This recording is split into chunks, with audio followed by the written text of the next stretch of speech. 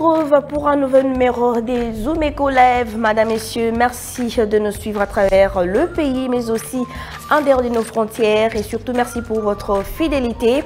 Votre magazine de but, tout de suite avec les nouvelles en bref. Désormais, le secrétariat général de Poste Télécommunications, Nouvelles Technologies de l'Information et de la Communication de la RDC dispose d'un nouveau cadre organique. Celui-ci a été symboliquement réceptionné par le ministre de Pétantique, Augustin Kibassa, de main du vice-premier ministre, ministre de Fonction publique, Jean-Pierre Liao. Bien avant la remise de ce document au ministre Kibassa, la secrétaire générale à la fonction publique a lu le condensé dévoilant le 12 missions spécifiques. S'en est suivi la lecture du procès verbal et la signature entre les deux ministres avant la remise officielle, selon une dépêche de la cellule de communication du ministère de Pétantique. Plus de détails sur Zone-Copanet. Le gouvernement de la République démocratique du Congo a annoncé le lancement d'un programme de formation professionnelle gratuite auprès de 10 000 dépendants de militaires et policiers. Cette initiative s'inscrit dans le cadre de réforme du ministère de la formation professionnelle visant à promouvoir l'autonomisation et l'insertion socio-économique de ses bénéficiaires. Lors du briefing presse conjoint tenu mercredi 26 mars dernier, que le ministre de Formation professionnelle, Marc Ekila, aux côtés de son collègue de la communication et des médias, Patrick Mouyaya Katemboui, a détaillé les objectifs et les modalités de ce projet. Plus de détails sur Zone-Copanet. Le service national a lancé la récolte de maïs dans ses vastes champs à Kanyama-Kasese, en province de Olomami, au sud-est de l'RDC. Cette saison, cette structure, rattachée à la présidence de la République démocratique du Congo, prévoit d'atteindre le volume de 25 000 tonnes de maïs contre 16 000 tonnes en 2024. Lors du lancement de cette opération, le commandement du service national, le lieutenant-général Jean-Pierre Kassongo, a annoncé une production de 45 000 tonnes de maïs l'année prochaine. Plus de détails sur Zone-Copanet. À l'issue d'une mission de travail au Sénégal, l'équipe du Fonds monétaire international, qui avait comme mission d'examiner les conclusions du rapport d'audit de la Cour de compte, a confirmé des déclarations erronées significatives de déficit budgétaire et de la dette publique sur la période 2019-2023. Après avoir évalué l'ampleur de révision de données budgétaires, discuté de facteurs institutionnels et procéduraux ayant contribué à ces déclarations erronées et échangé avec les autorités sur les mesures correctives visant à renforcer la transparence et la gestion de finances publiques, le FMI s'est félicité de l'engagement des autorités en faveur de la transparence budgétaire. Des retours sur ce plateau et prenons cette fois-ci la rubrique Les chiffres clés avec Judith Ounamaka. Elle va nous parler de l'évaluation, de l'exécution de la première phase du PDL 145 territoire. Les chiffres clés, c'est après ceci.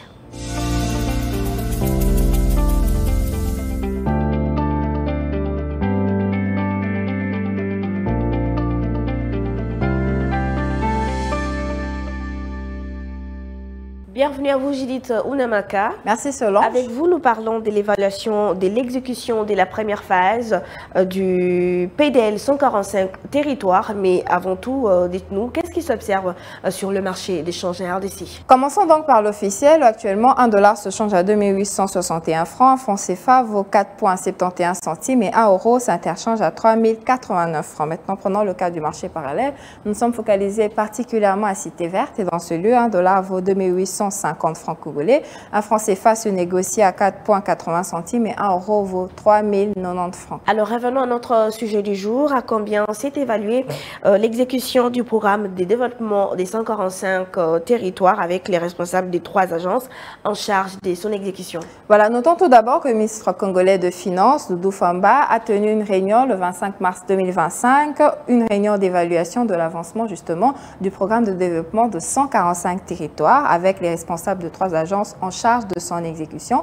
Il s'agit donc de la cellule d'exécution de financement en faveur des États fragiles, CFF, du Bureau central de coordination, BCECO, et du Programme des Nations Unies pour le développement. Et selon les estimations fournies par les parties prenantes, comme je l'indique sur ces tableaux, le taux d'exécution global estimé est de 40 pour le CFF, BCECO et le PNUD. Voilà, pour finir avec vous, dites-nous quelle a été la part d'efforts fournis dans chacune des agences. Voilà, concernant la part fournie dans chacune des agences, je cite que le PNUD a livré 631 infrastructures sur les 764 prévus, dont 334 écoles sur 424, 54 bâtiments administratifs et 245 centres de santé, comme vous pouvez le remarquer sur ces tableaux.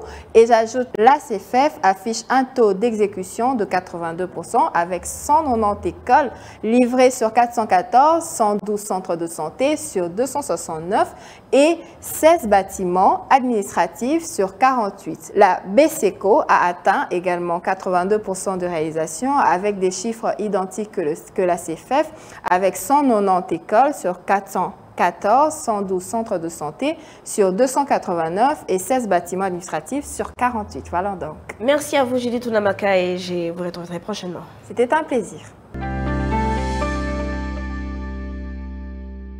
Doit-on parler du gouvernement d'union nationale ou le gouvernement des crises? Guy Chungu fera son entrée sur ce plateau pour nous en dire plus dans votre rubrique Les dossiers.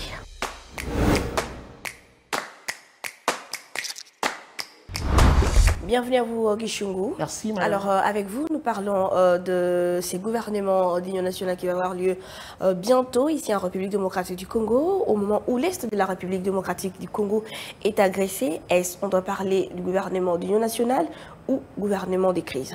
J'aimerais le dire, le présenter comme un jeu de mots. Gouvernement d'union nationale, gouvernement de crise, c'est blanc, bonnet, bonnet, blanc. Parce que ce gouvernement d'union nationale peut être un gouvernement ou considéré comme un gouvernement de crise. Ce gouvernement de crise peut être un gouvernement qui va fédérer tout le monde. Automatiquement, on parlera de ce gouvernement d'union nationale. Je pense que l'intérêt n'est pas orienté vers ce débat-là. Aujourd'hui, le débat porte autour de qui va constituer ce gouvernement, soit d'union nationale, soit de crise.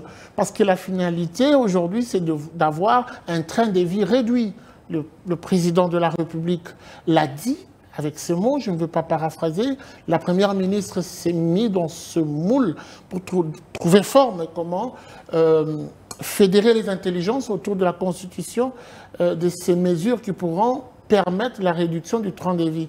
Puisqu'on pense gouvernement de crise, il serait également mieux de penser comment est-ce que ce gouvernement devra être ou doit être constitué pour ne pas déranger la mesure ou la décision qui a été prise par le président de la République renvoyant vers une réduction de train de vie des institutions. Donc, pour moi, gouvernement de crise ou gouvernement d'union nationale, c'est un jeu de mots. L'idéal, l'essentiel, c'est de trouver comment faire corroborer ce gouvernement qui arrive avec justement la décision du président de la République qui renvoie déjà vers une réduction du train de vie des institutions. Voilà, avant de former ces gouvernements, le président de la République a initié les consultations politiques. Alors, quelle est votre conception par rapport à ces rencontres? Alors, du moment où ces consultations politiques mettent au centre de l'intérêt du débat, la nation, je suis d'accord, en tant qu'analyste, en tant que journaliste, en tant que Congolais, puisqu'ici il est question que ces consultations amènent des réponses aux problèmes qui se posent, déjà que connaît la République démocratique du Congo. Il y a plusieurs problèmes qui nous mettent à genoux aujourd'hui, que ce soit dans les secteurs économiques, que ce soit l'éducation, que ce soit... Si et là, le Congo aujourd'hui a besoin de se faire penser.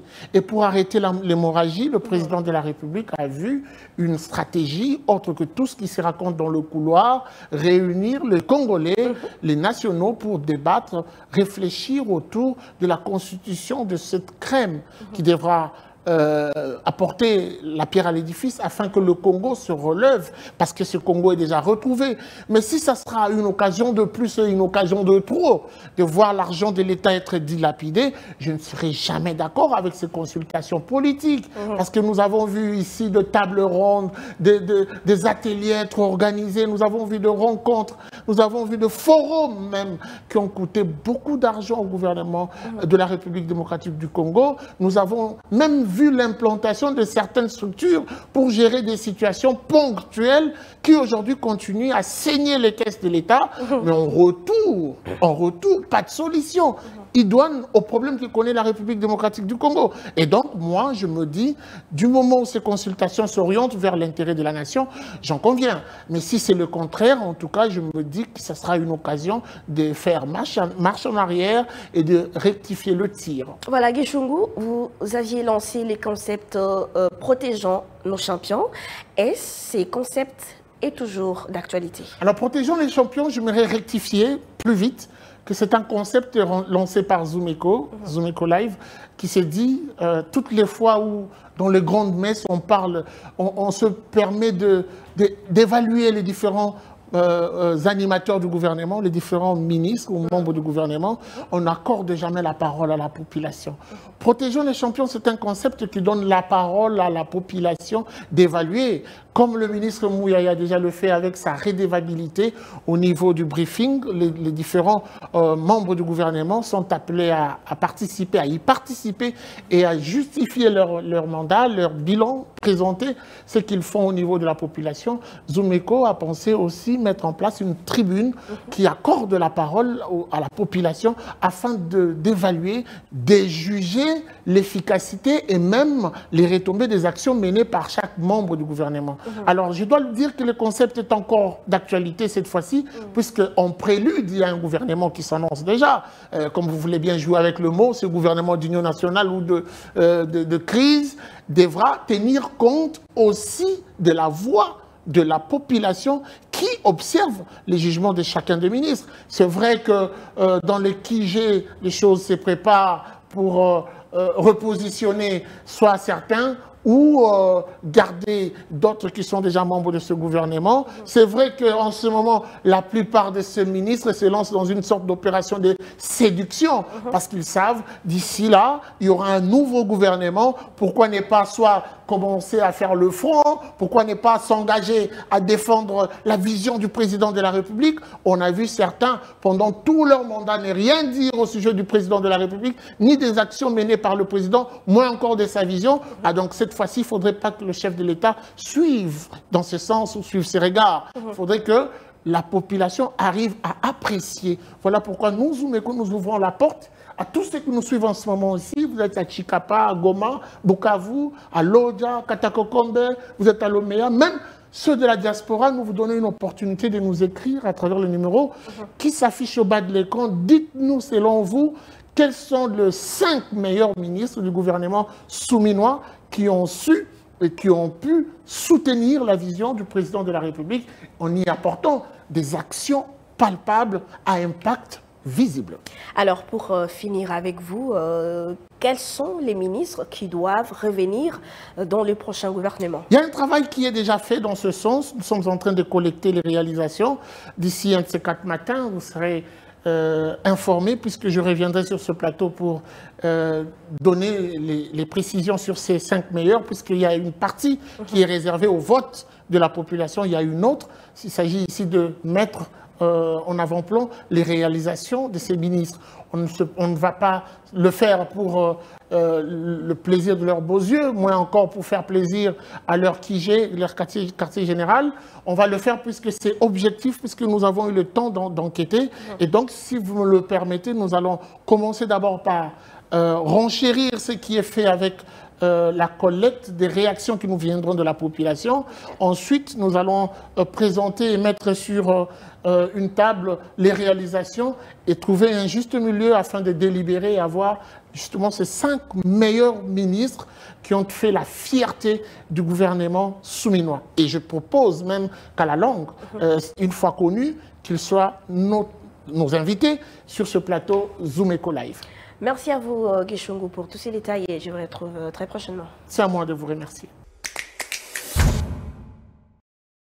Quelle formation pour la jeunesse afin de l'outiller des notions essentielles lui permettant d'être utile dans la création d'entreprises? On en parle tout de suite avec notre invité Issa Processi. Bienvenue à vous, Credo Mulongo Ngumba. Merci. Vous êtes étudiante en administration des affaires.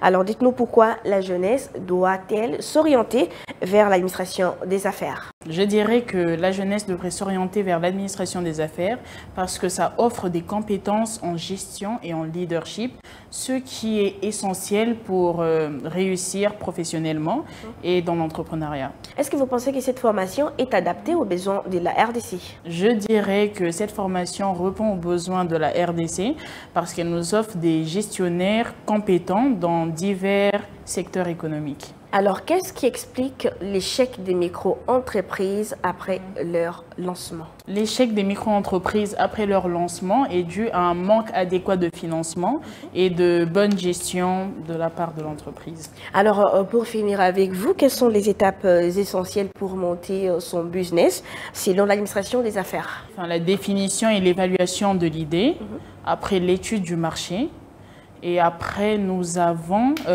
l'élaboration du business plan, la recherche de financement, choisir son statut juridique et enfin immatriculer l'entreprise. Merci à vous, Credo Moulongo. Je rappelle que vous êtes étudiante en administration des affaires. Je vous remercie. Suivez-moi tout le jour à travers Zoom Wende sur Zoom Eco Live. Abonnez-vous sur notre chaîne YouTube. Zoom Eco Live, la référence de l'actualité économique en RDC. Zoom Wednesday d'aujourd'hui nous amène dans la province du Nord Kivu, plus précisément dans la ville de Goma. Naomi Kandé nous donne ici avec précision les prix des produits de première nécessité. Zoom Wednesday, c'est tout de suite.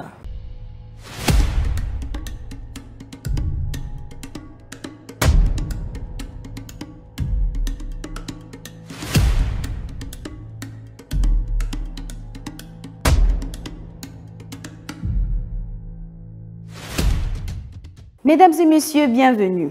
Depuis un certain temps, dans la ville de Goma, située au nord Kivu de la République démocratique du Congo, subit une explosion de prix des denrées de première nécessité. C'est alors que ce nouveau marché vous présente le prix de produits de première nécessité vendus dans la ville de Goma. Découvrez avec nous ces prix et on se retrouve juste après.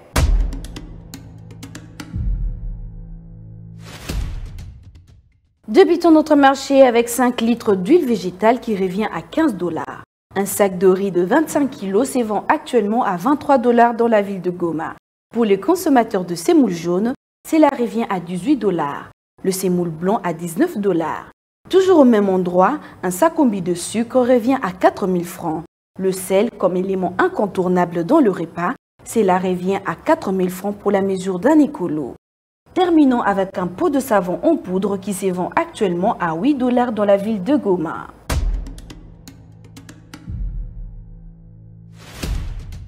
C'était tout pour ces numéros de Zoom Wednesday. Restez connectés sur Zoom Eco Live. Au revoir.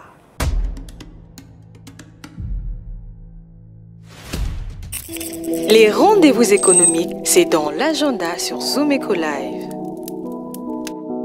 Abonnez-vous sur notre chaîne YouTube. Zoom Eco Live, la référence de l'actualité économique en RDC. Mesdames, Messieurs, je vous prie à présent de prendre note des grandes rencontres économiques de la semaine. Agenda, c'est tout de suite.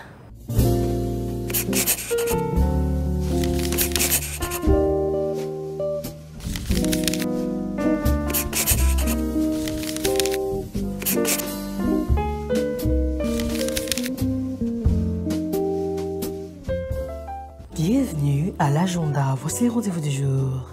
Modern Cement Finance et Investment organise une nouvelle session le 3 avril 2025 à Kinshasa et se portera sur les thèmes réflexion stratégique et solutions concrètes pour les finances en République démocratique du Congo. À présent, un atelier de formation professionnelle sur les charges de ressources humaines a débuté le lundi 24 mars dernier et se poursuivra jusqu'au 4 avril prochain à Kinshasa. Avant de finir, signalons que le grand salon de l'agribusiness et du digital en Afrique est prévu à Kolwezi du 11 au 12 avril 2025 et aura comme thème Femmes entrepreneurs en agribusiness et technologie dans un contexte minier. Enfin, la 9e édition d'Expo Béton est prévue à Lubumbashi du 16 au 19 avril 2025. Ces salons de développement de ville, corridors et zones économiques spéciales sera axé sur le corridor sud de la RDC SADC. Merci de nous avoir suivis. Au revoir.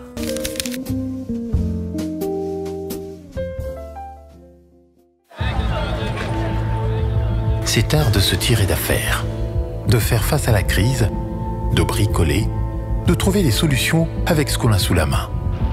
Un art dans lequel les Congolais ont développé un savoir-faire particulier. Article 15. Débrouillez-vous pour vivre. Et puis article 15 d'aujourd'hui, votre rédaction a rencontré une vendeuse de fruits qui a accepté de partager avec nous son expérience quotidienne. Regardez.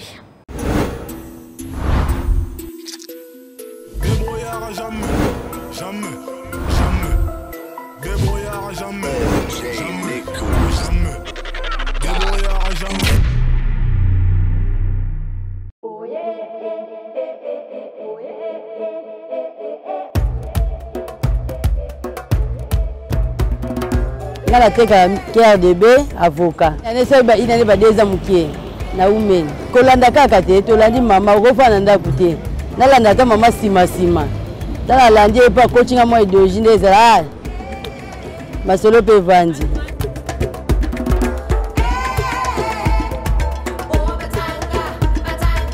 Et permetanga ida on a nyos. Ba avantage est belé. Ils ont ça le bété mais est belé. Ata carte na tchaka te mali ke mande na tchaka.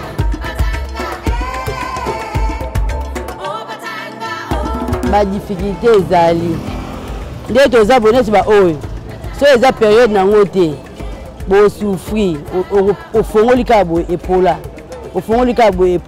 ope ndenge moko okoko somba ta panier nyonso ebebi opede do ba difficulté tokutana nano yango wana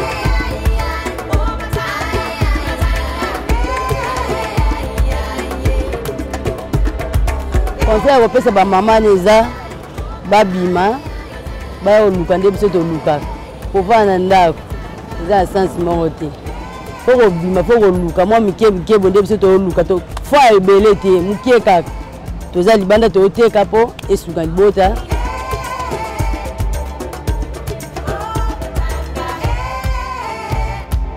na osenga kaka na gouvernement toza na wenze te todebrouye kaka na babalabala batika biso kima bapanzala biso te mposo bapanzala biso eza pasi bana baya koma biso bafazer na babalabala batikaka biso totekaka pardon pena na sengi bango basunga biso batikaka biso totekaka